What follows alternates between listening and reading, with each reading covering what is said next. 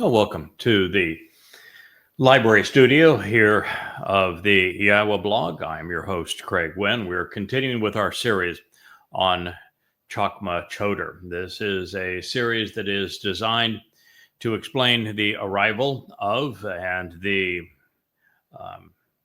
Yahweh's prophetic portrayal of, as well as the enablement of this prophetic individual that speaks to the world on behalf of Yahweh to reacquaint the world with Yahweh's name, to reintroduce Israel and the world to the actual Messiah and Son of God, who fulfilled Pesach, Matzah, and Bikurim in 33 CE, year 4000 Yah. That would be our returning king, to David.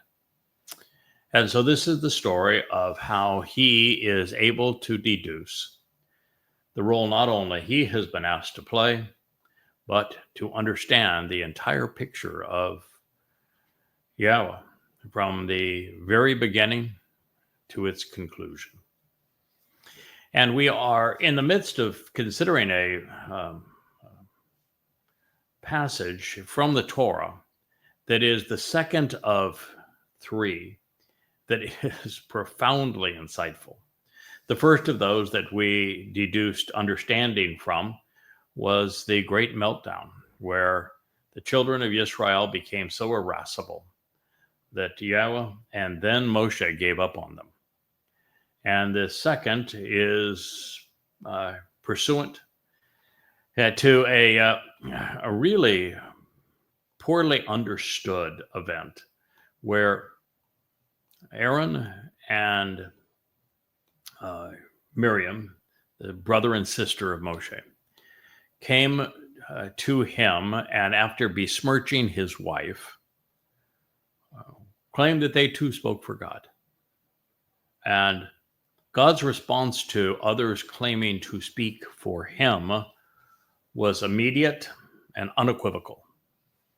No, you don't. I chose him.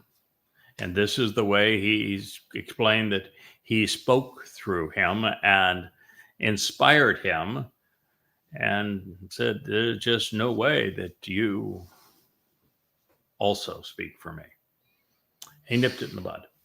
And it is important because that is the essence of religion. When you look at what has transpired with Judaism, that's the basis of it. The rabbis are writing their Talmud to speak for God, speak over God. It is the basis of the New Testament. But I, Paul, say, and then you have Mark and Luke and pseudo Matthew and pseudo John writing a story, a belated story, many, many centuries after these events of what they claim happened. And it is, as I say, it's the nature of religion. But I also say, and God says, no, you don't. And it was also reminiscent of a fracture we had in the covenant family that needed to be addressed. And so it is also symbolic of that as well. Now, we have reached the point where Moshe had been told by Aaron and his brother and Miriam, his sister, that they too spoke for God. And Yahweh heard of this, and he came down, an essence of him, in a pillar cloud and said, no, I have chosen Moshe because he, more than any other, by a wide margin, was responsive to me, which is a problem for Israel as a whole, because rather than being responsive to God, Jews have been antagonistic towards him. And after explaining the ways that he revealed himself to Moshe, God got very specific and very, actually crude. Crude, maybe not the right term, but graphic with Miriam, and said, even if your father had spit in your face, This is the outcome of what you have done. And he struck her with leprosy, expelled her from the community, and ultimately divorced her. Now, when he saw this happen, he had been a very quiet, up to this point, co-collaborator with Miriam in this coup. Aaron, whose name means adversarial alternative, started pleading. And while he speaks of us, he's only pleading for himself, selfishly. And says, then Aaron, wanting to serve as the adversarial alternative, begged, pleading with Moshe, please, I beg you, my Lord, I'm praying that you accept my excuse, my master, and you choose not to place upon us an enduring punishment for leading astray and missing the way. Because we lack understanding, we have become unthinking, and clearly this was foolish. We're really just pleasing ourselves while willfully resolved and determined to pursue that which we knew was unsupportable and wrong. And because, well, quite frankly, we're wrong. We've missed the way. We've led others astray. We bear the blame and the resulting guilt.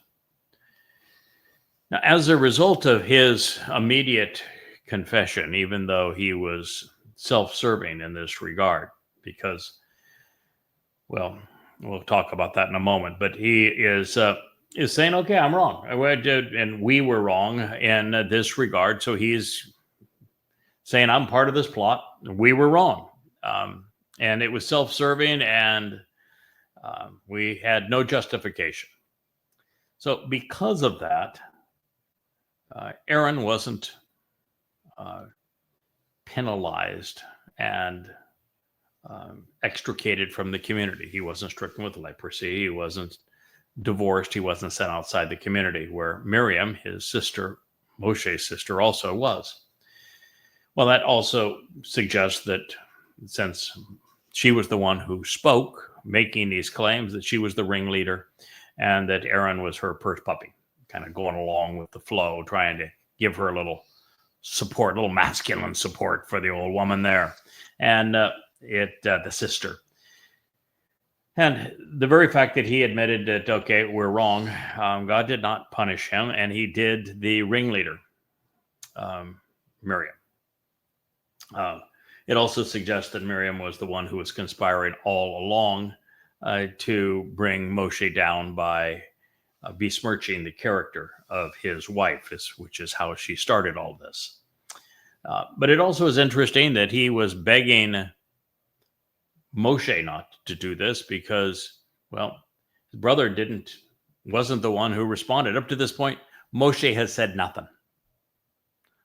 It was Yahowah who was the one who condemned them for making this claim. It was Yahowah who had stricken Miriam with leprosy and who had excommunicated her and who would later divorce her.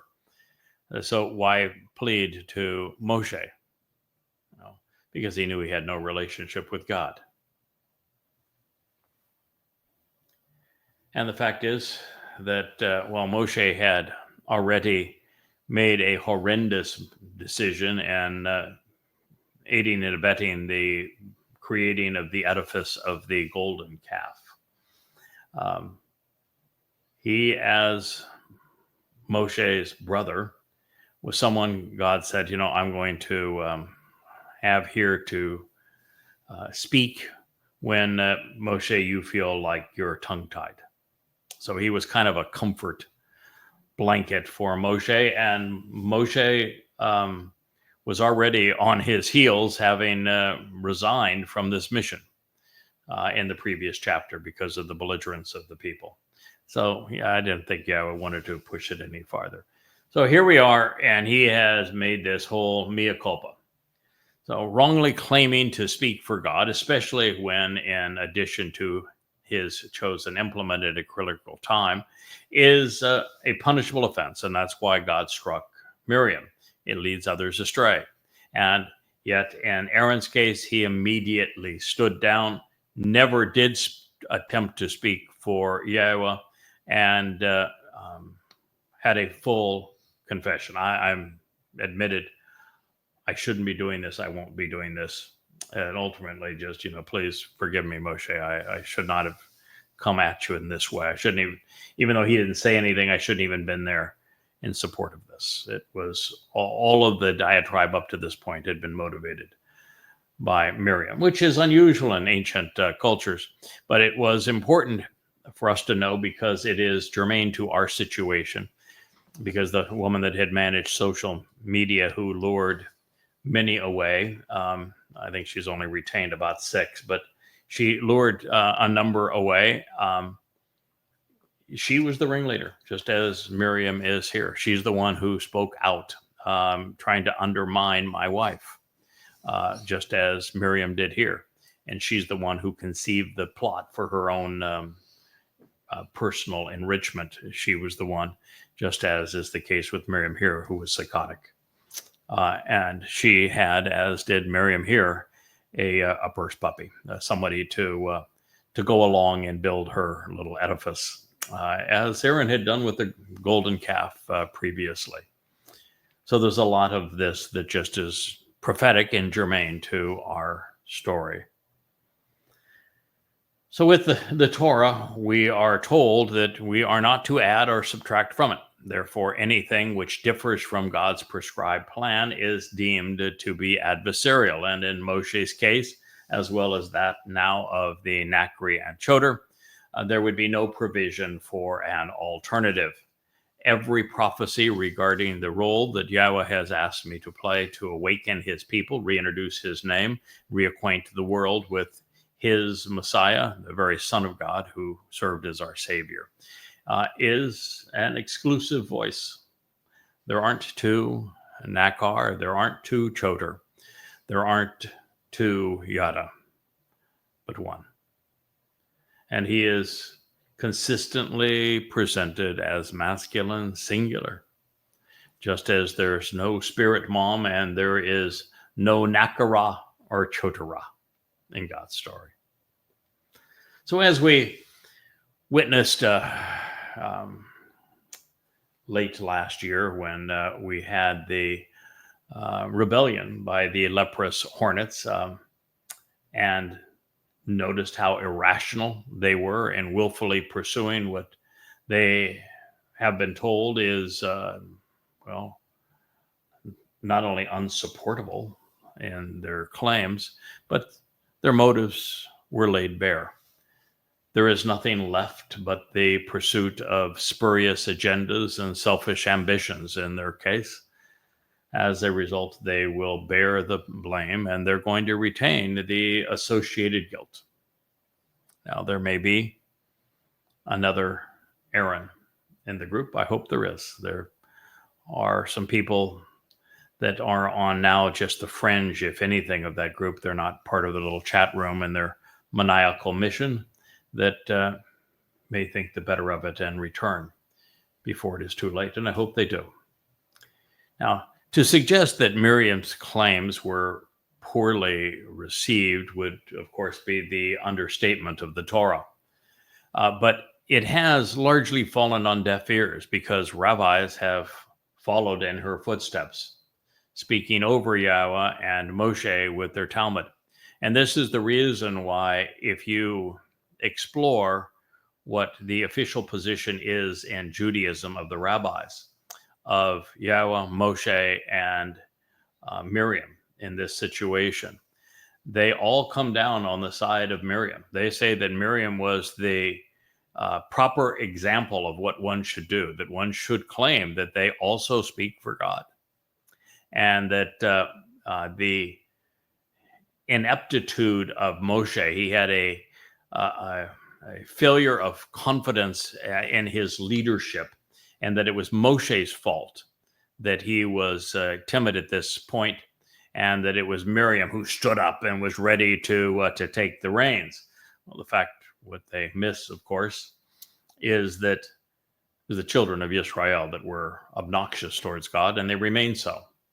And the more religious they are, the more obnoxious they are.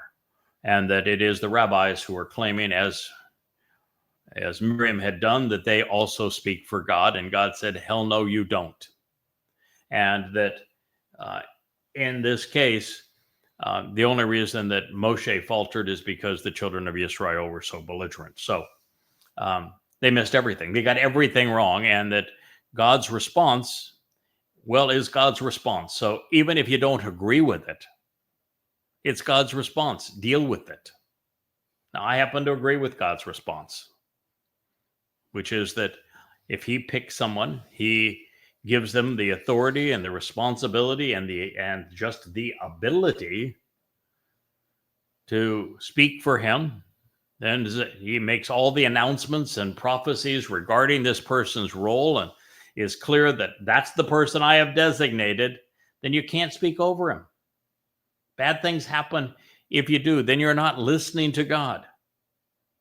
You know, when we find that the Nachri is introduced by Solomon at the dedication of the house for Yahweh's name, the first temple, God says, listen to what he has to say and act accordingly, doing everything that he recommends.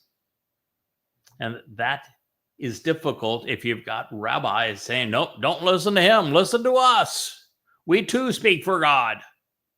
God says, no, you don't. God already knew that Moshe's job was a tough one because of the audience. The last thing he needed was competition, antagonism from his own family, which is exactly what they were trying to do to me. God's very protective of those that he chooses and supports, as he was with Dode. The same situation applies. So in this narrative, Aaron was now pleading his case on behalf also of Miriam, making it sound like he was also speaking on her behalf, but it's just because of his own selfishness. And he did so as if it were a life and death issue, but every indication is that he was wrong and knew it. Contentiousness had taken this embittered woman from being part of the covenant fellowship with the potential for an eternity of Shamayim heaven, because she was once part of the covenant. She spoke for God at one moment when she led the women's chorus of the Song of the Sea, promoting, the God story. But the moment she turned and said, I also have these other opportunities and responsibilities to speak for God, God said, hell no, you don't. Get out of here. I'm not only striking you with leprosy so no one else should have any contact with you, I'm not only sending you outside of the community, I'm divorcing myself of you. It's a strong message. You ought to pay attention.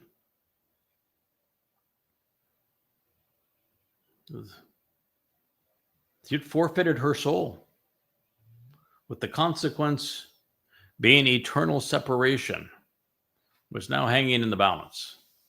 And I think that when we hear this in Dabarim, the divorce decree with Miriam, her problem was so severe that she is being singled out for separation in Shamayim, whereas her co-collaborators might get by with simply losing their souls, which is a far better outcome. But rest assured, stay as part of the rebellion, and you have a 0% possibility of entering heaven. And what appears to be an ode to our situation, the leprous hive of hornets, pleading to avail in their case, their spiritual mother's compassion. We read the following: continuing to plead, let her not be as the lifeless and dead who are plagued. This is because in being brought forth this out of this mother's compassion, well, the core of this message is eaten away. Midbar in the wilderness, Numbers 12:12. There are so many elements of this story that are really not germane to what happened 3,470 years ago, but are absolutely consistent with what happened to us 6 or 7 months ago. The very fact that it began by trying to demean Moshe's wife, as this one began by trying to demean mine. The fact that the aggressive individual was a psychotic woman, rebellious and embittered, which I have proven. And the fact that she came with a man that was there to support her effort. And the fact that she had been involved and clearly viewed herself as being covenant in her previous involvement, but then was completely ostracized, having written herself out of the covenant family. And now we know that their rebellion was justified on this woman wanting to write herself into the story that she was not in. And the way she did that is she said, I can lure these women in around me with the story of Spirit Mom. And I'm going to come up with a Spirit Mom. And the Spirit Mom is talked about in the 8th proverb. Not the 8th. Yeah, it's Mashal. Which proverb is it? I guess Mashal 8. I think it is the 8th, right? Yeah. Yeah, it's the 8th proverb. And you look at the 8th proverb, and there is no mention of a mom. There's no mention of a spirit. It can't be about the Spirit Mom when there's no mention of an M mother or a Ruach spirit. It happens to be about Choter, or Chakmah. And in the case of Chakmah, it's the very intelligence that they're lacking in this situation. But yet they claim that because of the 8th proverb, that they are compelled to speak of the mother's compassion, just as it says here. And that if they don't do so, everyone's going to die. They have this noble cause that they must speak on behalf of Spirit Mom to save the world. We too speak for God, although it's this Spirit Mom God that we speak for. Well, there is no Spirit Mom. But this says so because it is adroitly tying this prophecy to their rebellion. And that is because there is very little that God has done over the past 6,000 years that is as vital to his interest and the interests of his people and of his beloved Son as what we are collaborating on, as the Nakar, as Yada, as the Choter. And this is because if his name is not reintroduced to his people, a name, by the way, they changed. If his name is not reintroduced to his people, they don't know it. If they don't become reacquainted with the actual Messiah and Son of God who fulfilled Pesach, Matzah, and Bakodim in 33 CE, year 4000 Yah, who is their former and returning king, they don't understand the actual terms and conditions of the covenant and how they are fulfilled through the first 3 Moed Mikre, Passover, unyeasted bread, and firstborn children. They don't understand the timeline that we're under in God's story. If they don't understand the entire picture and how it all fits together and our place in it, then there is no Shabuah harvest. There is no Teruah gleaning. There is no sacrifice of the Adamah Parah. The adulterous woman is not purged of her religious guilt. There is no remnant of Yisrael gathered in Jerusalem. And without a homecoming, without anyone to come home to, Yahweh do not return. And we do not enter a restored earth but the earth is in fact destroyed. That is why God's all in on this mission. When we began, we had 32 years left. We're 24 years into that process. You see all the books that we have written together as part of that. You now see many hundreds of hours of the YAHOWAH blog, all as part of this.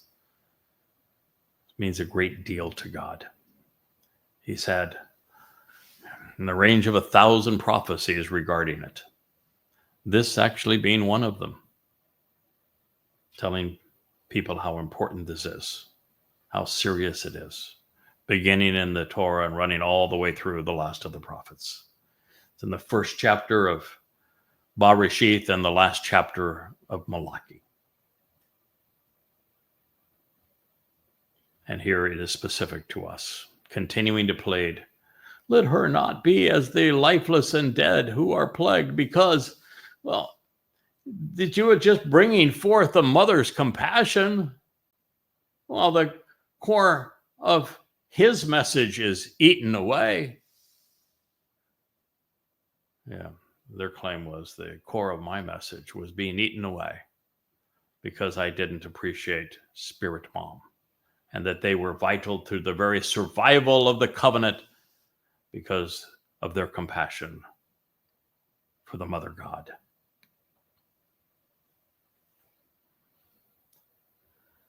As we strive to ascertain why this was irrelevant for Moshe's situation and clearly relevant for ours, we are struck with a harsh reality. It was actually senseless for Aaron to be insisting that Miriam should not die as a result of her horrendous and selfish decision. And this is because once plagued in this way by God as a result of her rebellion, death was at this point the best possible outcome for her. At the end of her life, for her to die was the best option available to her, just as it is to the rebellious mother of the mother goddess cult. That is the best she can hope for, is to die. Because there's three options for human souls. You've written yourselves out of the covenant, so you can't live, you can't enter heaven. You ain't going there. And the only other option other than the demise of your soul is to have your soul be incarcerated in Sheol forevermore. So by pleading that she not die, Aaron was pleading that she would spend eternity in hell. Now, that makes no sense for Aaron in that situation. But is that God's pleading for inventing Spirit Mom to lure people away, to be an obstacle in the path to the reconciliation of Israel?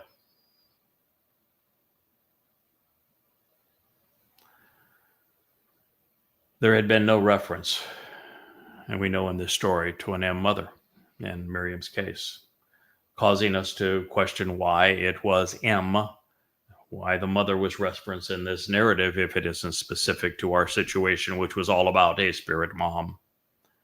And it's the same thing that about attacking Moshe's wife, just as they attacked my wife, because Yahweh never even spoke of the attack on Moshe's wife, because it was irrelevant to what their actual objective was. They were just using their attack on Moshe's wife because she wasn't like them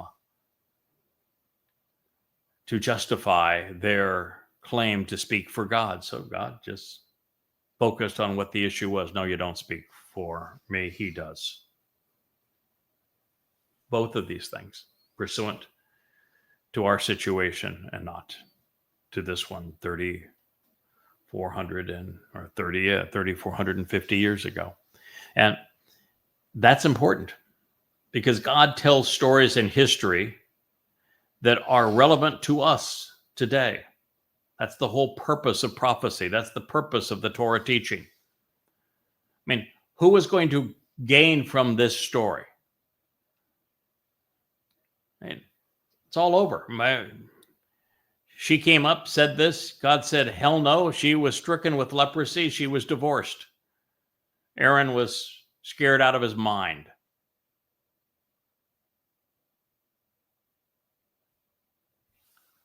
It's a private conversation. But now it's not. Now it's public. Now it is instructive at a time when it really matters, at a time when the entire scenario matches exactly what the text is now revealing.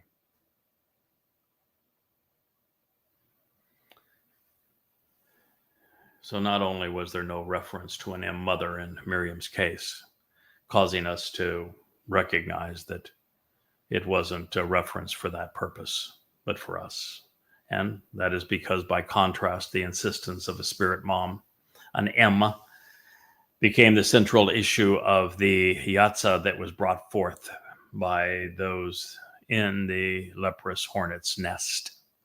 Moreover, the core of the message they are trying to destroy is the one Yahowah and I have been developing over the past 2 decades that sits in these 35 books behind me, that is part of tens of thousands of audio programs that I've done over the years. Well, Moshe's response is very different than the one Yahowah has asked me to pursue. His circumstance was unlike mine. As we have just read, the children of Israel had been so antagonistic, Moshe simply quit. So now he was just going through the motions. I have my back bowed, my chin is up, and I remain fully committed. Also, my Miriam went much farther than Moshe's sister, and our Aaron has been far more egregious than in this case. Rather than accepting Yahowah's criticism as appropriate and fair, the queen and this nest doubled down and became belligerent, attacking it every possible way. They still are scheming. And the man who made the hive, rather than admitting that he was wrong and he was aggressively destructive, became amongst the most demeaning individual in this whole cult, indicting himself and his queen with a torrent of repulsive letters, one after another. One written directly to Rich, sitting to my right, begging him to be part of their rebellion. Not going to happen. Oh, you didn't come here to be part of their rebellion, Rich? I'm here to squash any attempt they come back. Oh, you're here to squash the rebellion. When they resurface, I will be all over it again. Yeah. No, mostly you're here because you're part of the answer. God knows that just as the case with Moshe, that you can't do this alone. You need support. And you're the technologist who is not only understands what God is achieving through his Choter and Nakar, you know how to make this technology work on behalf of God's people so the message is out. And that is an exceedingly valuable skill that well, Leah and I did our best during December to try to figure out what to buy and how to hook it all together and to make it work. You've forgotten more about this technology than we will ever know. And it returned us to doing what we do best, what we're responsible for doing. So it makes a big difference. Thank you. You're welcome. Therefore, rather than asking for restoration and healing, I'm committed to exposing and condemning.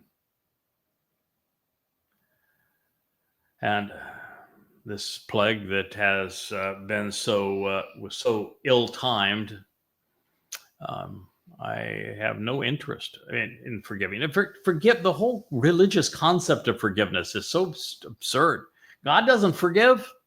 In fact, when it comes to altering his name, he specifically says, I will never forgive that. It's unforgivable. Well, God's not in the business of forgiving. It doesn't need to be. The whole method that he came up with to resolve our religious guilt is to take it away, deposit it in Sheol, never to be seen again. So that's the means to it. But once God's done that for you, you just can't continue on to be a numbskull, because then you're piling up a bunch of trash all over your soul. And so you're guilty all over again.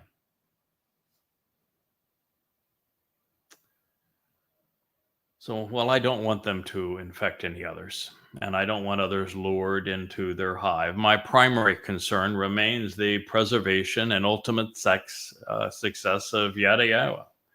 I do not want it discredited by what they are doing. I do not want the Yahowah blog in any way silenced because they're jerks trying to screw with the algorithms, just being mean, which is what they have admitted to doing. And this is a designated collaboration with Yahowah, which is mentioned in 1,000 prophecies, and yet they've sought to undermine it when the only prophecies they're mentioned in is ones like this.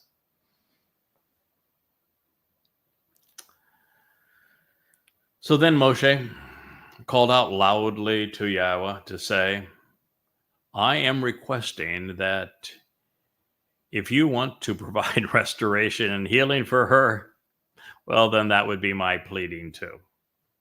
So, if you want to restore her, then that's okay with me, is what Moshe said. Moshe at this point was numb. It's just one more stupid thing by insiders, this by his brother and sister. And after he had told Yahowah it was this, and they're all so bad, I would prefer you just kill me. So Moshe just said, listen, God, if that's what you want to do, God, then, do what you want to do. It's okay with me. But he didn't come to God and say, listen, I want you to spare her. I want you to resolve this. I want you to provide restoration and healing. He didn't say that. He said, if you want to, should you choose to cure, mend, repair, or provide recovery. It was written in the call imperative, second person, masculine, singular. And so the choice would be Yahowah's. That's what that says. So Moshe just called out loudly to Yahowah to say, listen, I'm saying that if you, and it's just nah, so I'm conveying that if you want to provide restoration and healing, that's your choice. That's okay with me. There is, of course, another even more compelling reason that, unlike Moshe, I'm not advocating for restoration, and I'm not. I don't want them back. Well, there are some fringe players that I don't think were ever significantly beguiled by them that I'd love to see return. But the core group, I've read their most recent vomit. No, we have no interest in ever seeing them again. Not now, not on a future harvest, not in heaven. No way, no how, ever. But what they've done to my wife, no, I would be a really rotten husband if I made an accommodation for them. And what they've done to try to discredit my message, I would be a really lousy witness for Yahowah if I asked Yahowah to forgive them. And I'm not. So in fact, Yahowah was exceedingly harsh with Miriam. And his example is the appropriate one in dealing with the modern leprous hornets. He struck her with leprosy. He spoke of spitting in her face. He sent her out of the community, and later he announced that the divorce was finally complete. So we know Yahowah's answer. And it's Yahowah's answer that we should always take to heart. That is Yahowah's answer as the example we should follow. So since Yahowah was very clear. No. Leprosy is something you don't come near. Don't touch it. Don't even be in the vicinity of it. Don't touch her garments. Don't touch her utensils. Don't even come into her house. Don't go anywhere near her. I'm sending her away and I'm divorcing her. You should do the same. So, wouldn't I be rebellious against Yahweh if I were to ask Yahweh to forgive someone? That he established this kind of separation, this kind of don't even go near her? Why would I want to undermine Yahweh? I love him. I serve him. I share his interest. So since Yahweh encouraged us to consider this episode when trying to minimize the fallout from this recent repeat of such belligerence, it would be incredible and disrespectful for us not to learn from his response in Bamidbar, Numbers 11 and 12, even in Numbers 13, which the same story over and over again.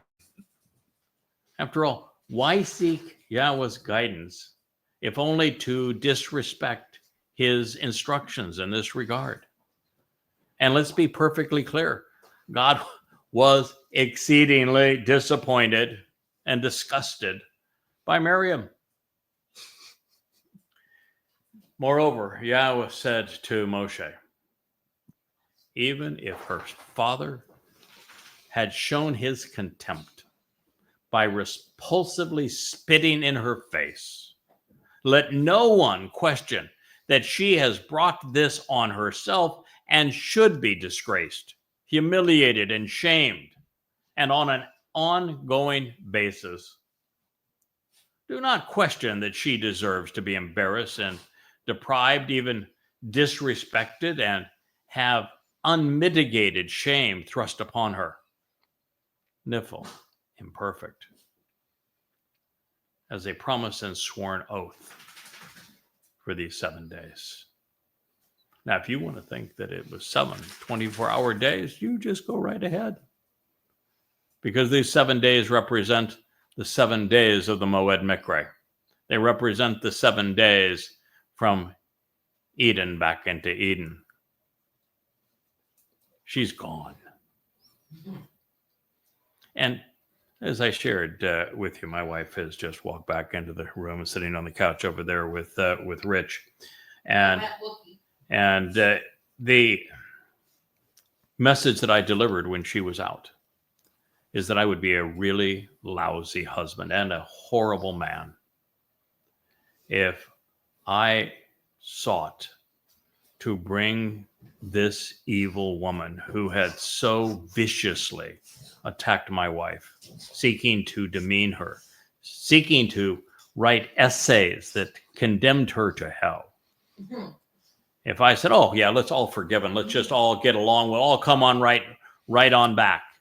Hell no. Mm-hmm. I don't want to disrespect Yahweh that way. I'm not going to disrespect my wife that way.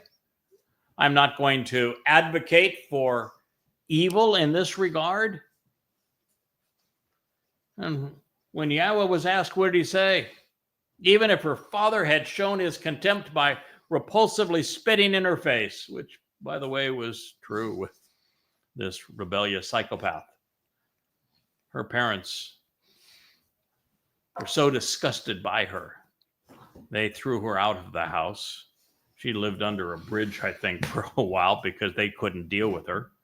And they finally gave up and said there's something seriously wrong with her. They had her tested and she was diagnosed as a psychopath, which is rare among women. Rare bird, this gazelle. And so God's quite clear. Nope.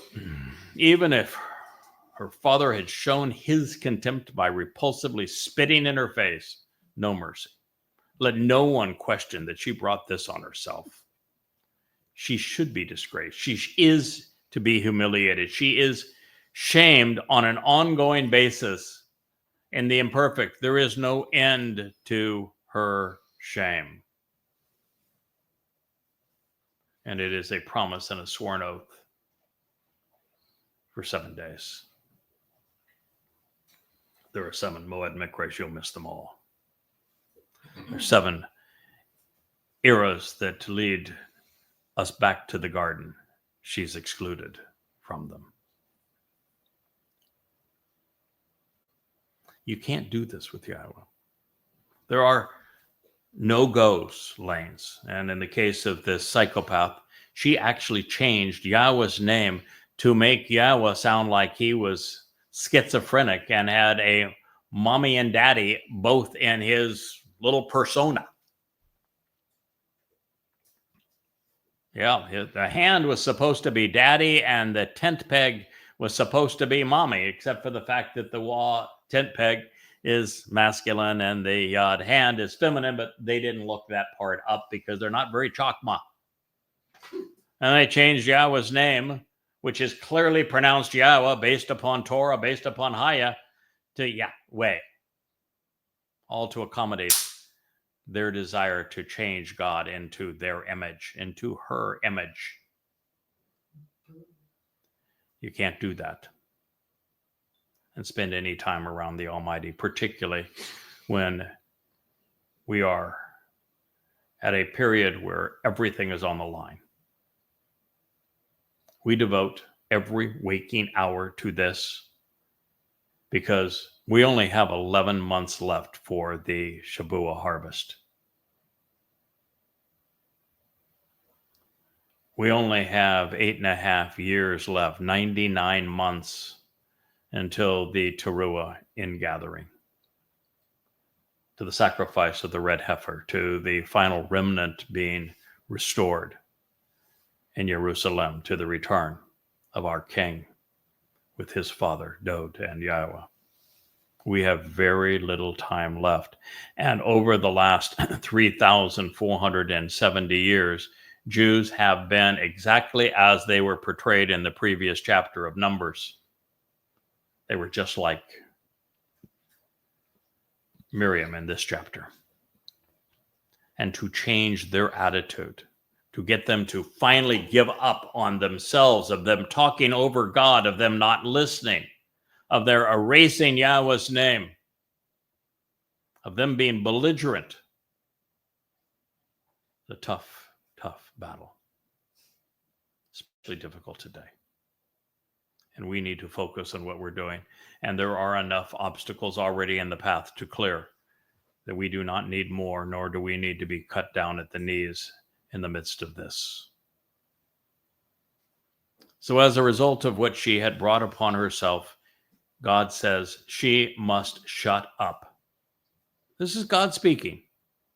As a result of what she has brought upon herself, she must shut up. She must be isolated and even incarcerated. And as a promise and sworn oath for 7 days, for all of the Moed Mikre, those 7 days, outside and apart from the encampment, the family of Yisrael. Afterward, she may be gathered in or withdrawn based upon her actions. Well, Miriam shut up. We don't hear a peep from her. She died. And then in Devarim, we're told that there was a divorce decree. She is the exemplar of leprosy, being untouchable, and of divorce. So we don't know what she maneuvered quietly that was never brought up again, but we know what the leprous hornet's net has done to try to undermine the role of Yada, the Choter, and Nakri now. And based upon her actions, she will not be gathered in unless it's to be gathered into incarceration. She will not be withdrawn unless it is to be withdrawn from the covenant family, because her actions have been absolutely belligerent. So as God says, she must be shut up. She must shut up. She must be isolated. She must be imprisoned. Yeah, shut up. That's the advice that we have given from the beginning. You made a horrendous mistake. Shut up before the only option is to send your soul to hell. Seriously. Shut up. Stand down. You threw away your soul. The best you can hope for is to have it dissipate to nothingness. But that's only possible if you shut up and you are nothing but an echo, an obstacle that was kicked aside and off the path, that is no longer an irritant.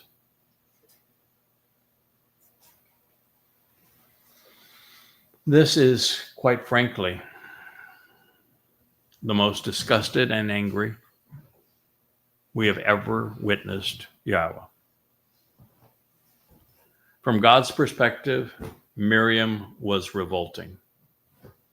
He'd as soon spit in her face as deal with her. And she, like the psychotic queen of today's leprous hornet's nest, brought the wrath of the Almighty on herself. She does not need the sympathy. She does not deserve the sympathy that she craves from that group, that you read their posts and they just, oh, we're so sorry for you. You're the victim. No, she's the perpetrator. Get your heads out of your tuchuses. She brought this on herself. She deserves the condemnation that comes with it. And if you don't want the same, recognize she has leprosy and that it is contagious when you're near it. She was cut off. She was plagued. She lost all contact with the previous association with God's covenant children. Miriam's initial timeout for bad behavior would last, well, whether it be 7 days or through the 7 Moed Mikre, throughout all time. Throughout the 7 days of us, from our time in the garden to returning to the garden, from God's promise, from all of those things. Yahweh revealed that her isolation would conclude in one of 2 ways. She'd be disavowed for her prior claims and was silent, never stirring up trouble again, or there was some potential for her to be gathered in to a harvest, but if she didn't learn her lesson, she would remain isolated and then incarcerated. And we know from our experience with this exceedingly embittered, cantankerous, and misleading pair of co-conspirators and the other 4 individuals that are conspiring along with her, working specifically to demean me and my wife and to thwart our mission. Today's Miriam and Aaron, well, they were incapable of remaining silent. They would remain hopelessly hostile to the very one Yahweh has chosen to speak for him at this time. And therefore, based upon everything God had to share with us in this prophecy and the summation of his judgment, which follows, today's exceptionally rude individual, this Dee and her David, have brought an undesirable consequence upon themselves. They do not deserve sympathy. And you might say that's harsh. No, it isn't.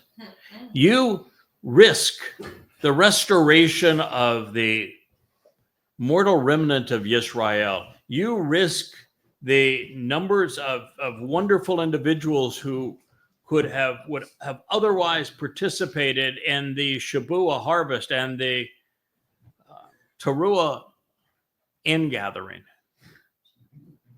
You destroy the potential of the red heifer for the adulterous woman.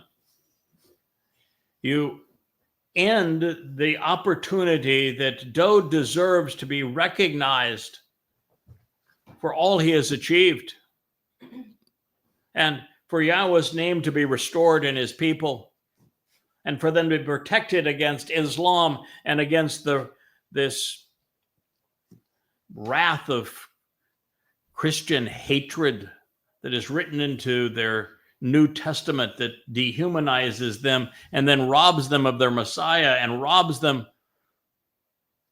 of their relationship with God and their inheritance. And there's no one else that has done these things.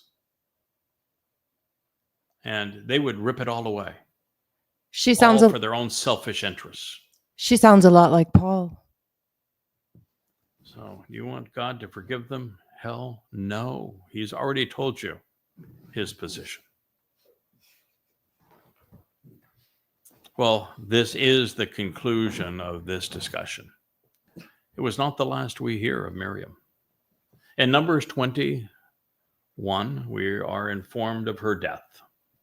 And then came the whole congregation of the children of Israel into the desert of Zin in the first month, along with the people residing in Kadesh. And Miriam died, and she was buried there. The last time the contentious and rebellious Miriam would be mentioned was in Devarim, Deuteronomy 24. The story is told in verses 1 through 8 and ends with her eternal demise and divorce and the 9th verse. It begins, as I've shared, as a discussion on divorce about a really nasty and ugly woman whose first husband and second said, nope, we want nothing to do with her. And it talks about what her fate would therefore be. Seems appropriate enough. In this case, at least at first blush, the situation God is describing appears overly complex, with a woman with a very bad reputation and the two men who have been troubled by her. Would be her actual husband and now me. But do you suppose that the two fellows who gave up on her for being obnoxious could also be Yahweh and Moshe, based upon all we have read in the previous chapter of Numbers 11? And might this be why the Adamah Parah of Numbers 19 must restore the adulterous woman of Numbers 5 back to acceptability, to be symbolically betrothed to Dowd?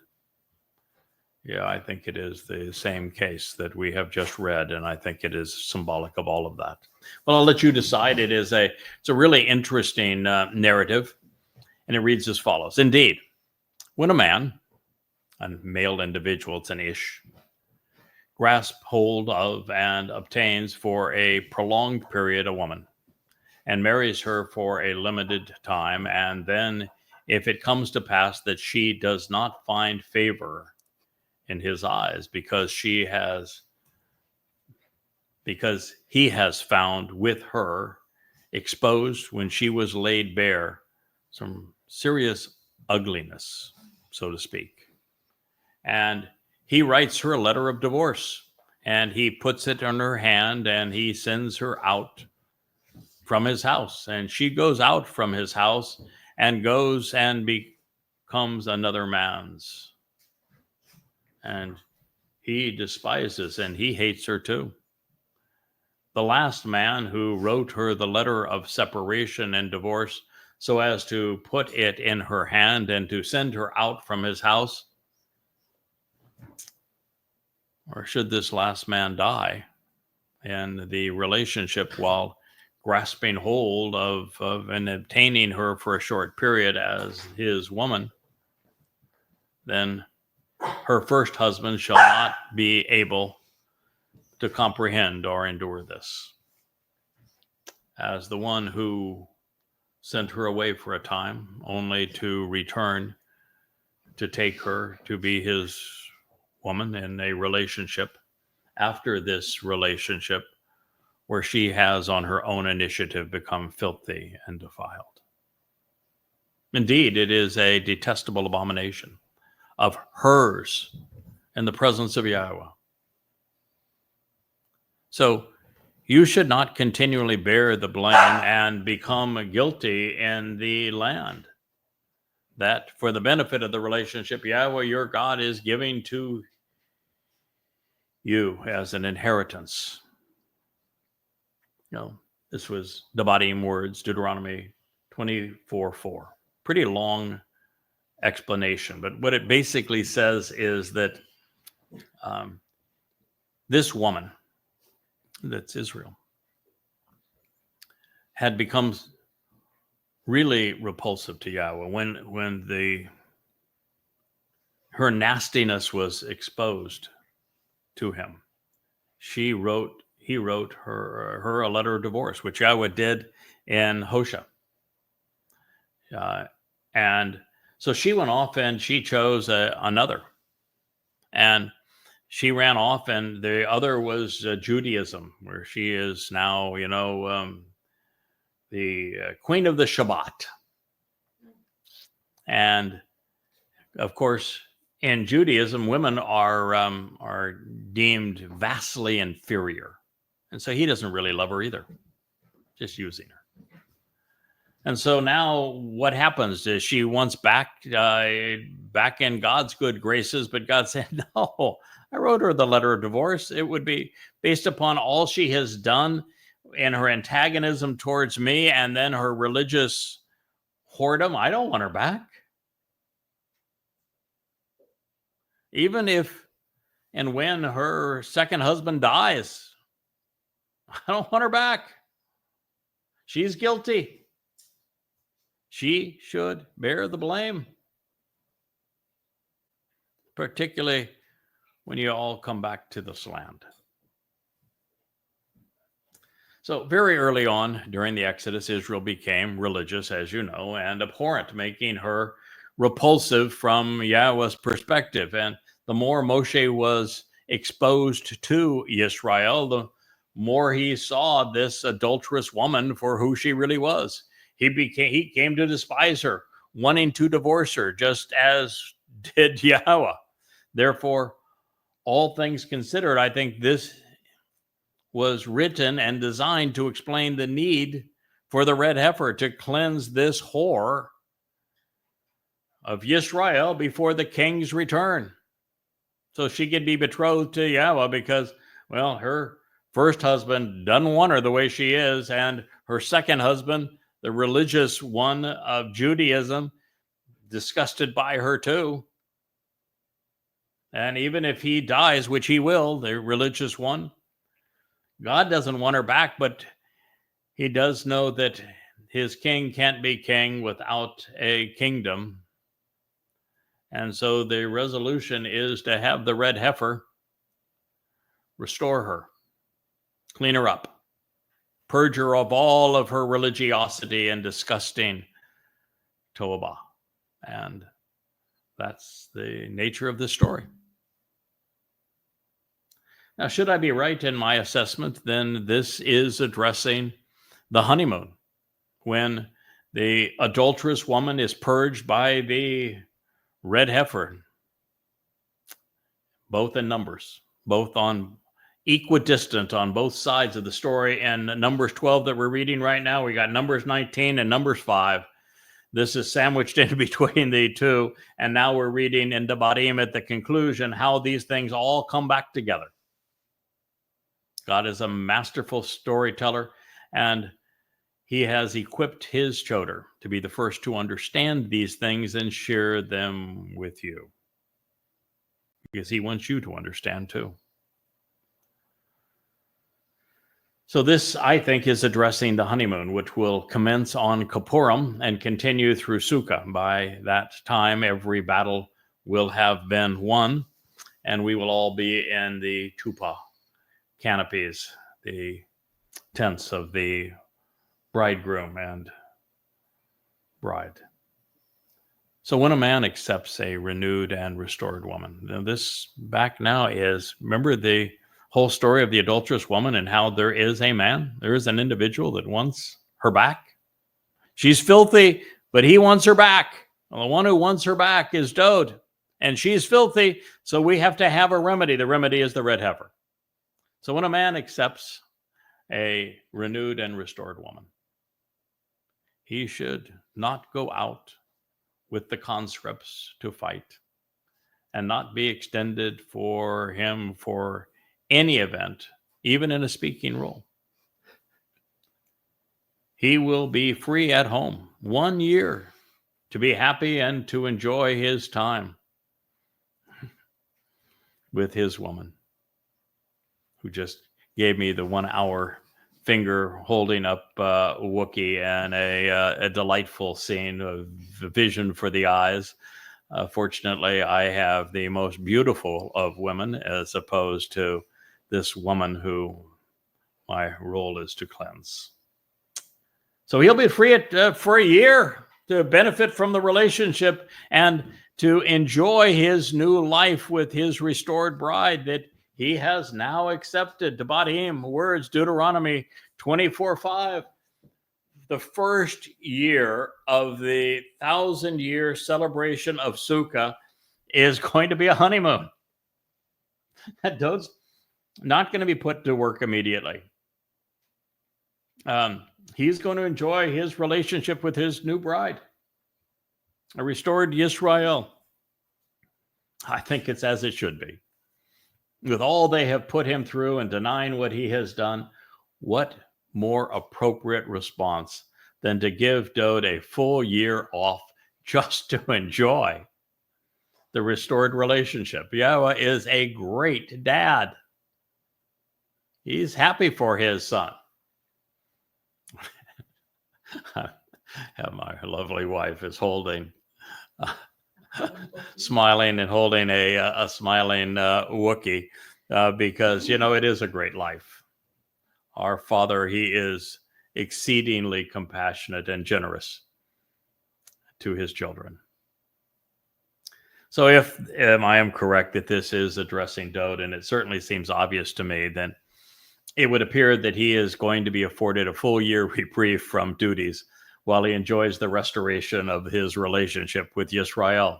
And that means that his Bashar Herald will probably be busy administering to the affairs of the kingdom and speaking on his behalf. And after all our King has done and our Savior has done, and considering how poorly Israel has treated him prior to this point, this is well deserved. I'm delighted for him. And the millstones which once separated the wheat from the chaff will no longer be needed, as will be the case with war chariots by this time, even the chariots which bring the mortal remnant back to Jerusalem, to the city of Dode. The occasion of making pledges and binding souls to that which is destructive and troublesome is now over. It's the same message we read in Jeremiah 31. Do not require a pledge, or even the need for a pair of millstones which grind and pulverize, or the chariot for your soul. Well, the chariots can be retired because everyone that they needed to retrieve is now betrothed to Dode. They've brought all of the remnant of Yisrael back. For your soul that would be binding and destructive, even troublesome, that's even the troublesome chariot, the black one. It has been filled with men and women in black, the religious ones, and they have been disposed as well. So during the millennial celebration of the ongoing Shabat of Sukkah, Yada Yahowah will be sufficient. And it is my conclusion that the covenant family and I will continue to write. We will continue to speak, teaching through these books and through these vlogs I've already told Rich that he is going to be the technologist extraordinaire. And Leia's going to sing her songs, and Kevin is going to be the master of the short form, the brevity of the Bashar. Insights on how to thrive in Yahowah's company and get the most out of our lives will become our mission to share, to teach, so that as many as possible of the remnant of Yisrael and the Goyim who have been spared transition from mortal to eternal heirs under Dod's leadership once honeymoon is over. However, it is important to realize that during this exceptional time, the remnant of Yisrael, even purged of religious corruptions prior to Dod's return, they remain mortal and they retain full will, free will. This will be the case, and therefore there has to be, under this situation, severe consequences for luring anyone back to the old ways. This is spoken of in numbers of places prophetically. So you're not going to want to manipulate souls. There can be no conniving, leprous hornets at this time. There'll be no tolerance for making merchandise of men, so that they're brought under the yoke of religious oppression again. Indeed, if any individual is found stealing through deception a soul of his brothers among the children of Yisrael, and he manipulates him as a slave, or he sells him and his property, then that kidnapper and human trafficker will die, so as to purge and remove, even incinerate such immorality and evil from your midst. See, God's not saying, well, second chances. Oh, let's forgive. Nope. No. Nope. When you deceive others and you rob them of their souls, you've committed a horrendous crime, and that God does not forgive. You're on notice, and you have every reason to love Yahweh your God, to appreciate that he has given you the opportunity to live forever, to be perfected, to be part of his family, to inherit all that he has to give, to be empowered and to be enriched, to be enlightened, to be emancipated. But you must accommodate that responsibility with a degree of sobriety, and recognize that just because you're invited into Yahweh's house as this mortal remnant has been, that you can't be obnoxious. We're not going back to the Exodus where the children of Israel were so horrible that Moshe quit. God does not want to do that to his king. He does not want to do that to his king's Bashar. He most certainly doesn't want to do that to the Bashar's wife either.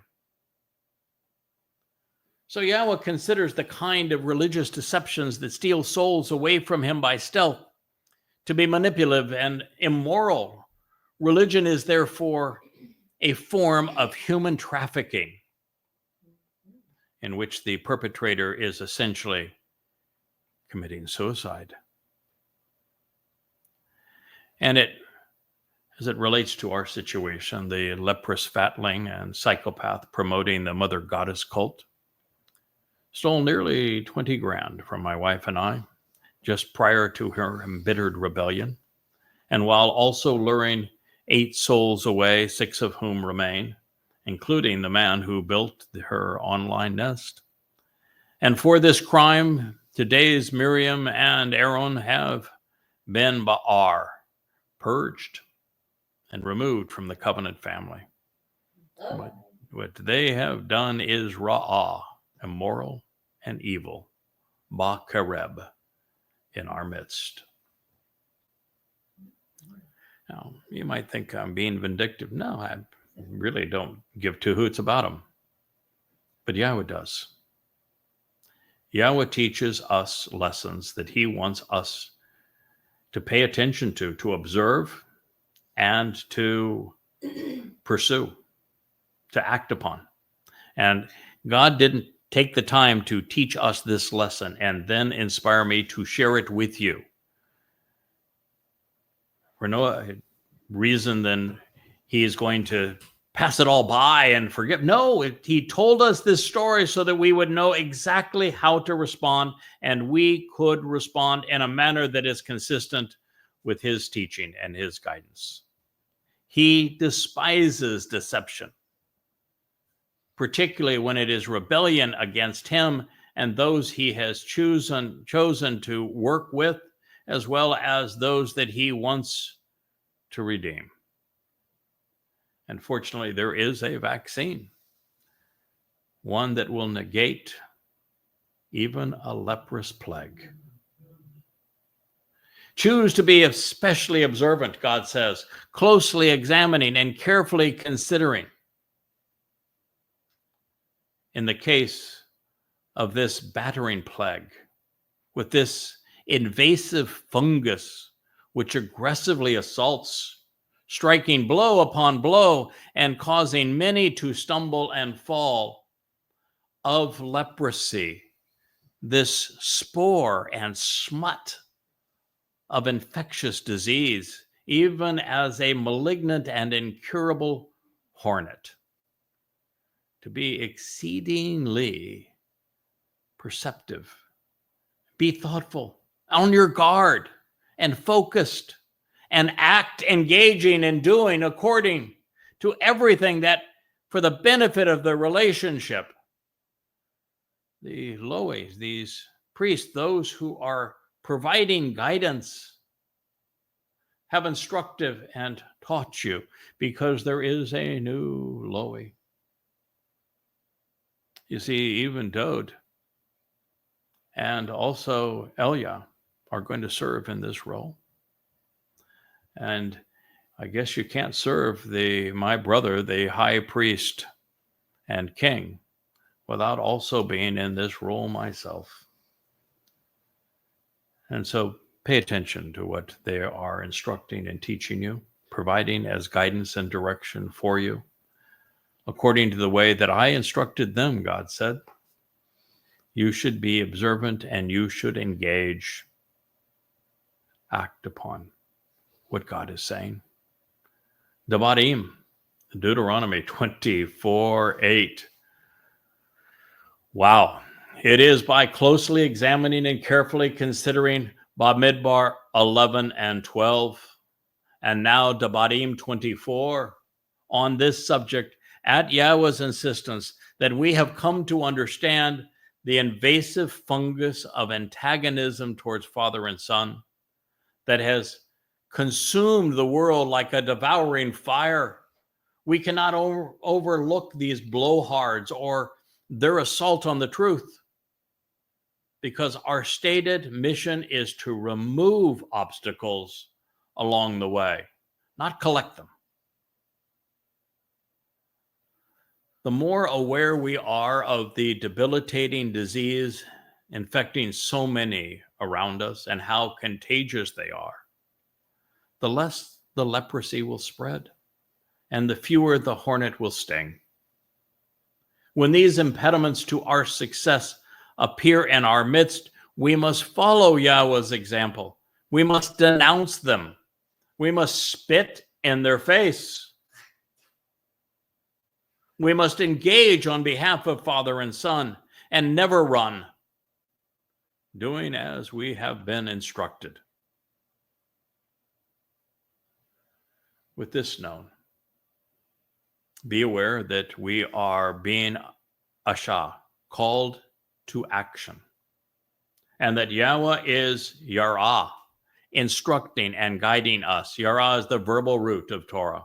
He is teaching and directing us to be shamar, especially observant regarding the nega, this invasive fungus of deception, of these obstacles that these blowhards have tossed along the way to trip us up. A second and third time, God encourages us to shamar, to be aware of, to be thoughtful regarding the sara'ath, this malignant spore of this infectious disease, which is incurable, so that we can act accordingly. And it is all directed toward what follows. And this is the conclusion of this narrative. Remember, Zakar, the most memorable of men, what for the benefit of the relationship Yahweh, your God, did regarding the embittered and despondent Miriam. On the way out and during your exodus from Mitzrayim, the crucibles of religious and political oppression. 24:9. In the context of divorcing a despicable woman who was rejected by two men, Moshe and Dod, even two individuals, Yahweh and Moshe, even Moshe and Dod, Yahweh and Yada, who was summarily rebuked and cursed by God with leprosy and exiled. We are reminded of Miriam, the contentious and rebellious. There would be no return. The woman who was once considered a prophetess, the very sister of Moshe, for the crime of claiming to speak for God when not appointed to do so. She was eternally and demonstrably banished as a lesson for all of us. And she was called leprous so that we would all know that we should go nowhere near her and stay away from her house and everything associated with her. This is Yahweh's Torah teaching. I hope you appreciate why God took the time to tell us this story. Thank you for listening.